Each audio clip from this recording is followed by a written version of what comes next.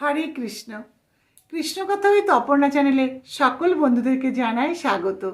জানো তো, মানুষ হয়েও মানুষকে আজ বেশি ভয় পায়। কেন জানো? কারণ মানুষ হলো বহুমুখী। নিজের স্বার্থে প্রতি মুহূর্তে কি করছে? রূপ বদলাচ্ছে। তার কোনটা আসল কোনটা নকল দেখেও যেন সহজে চেনা যায় না।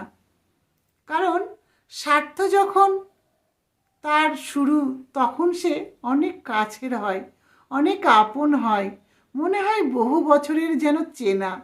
আর যখন স্বার্থ ফুরিয়ে যায়, ব্যাস, কখনো চিনি না, কোনো দিনও দেখিনি, পুরো অচেনা। তাই বলবো, মানুষকে কখনো চোখের দেখায় চেনা যায় না।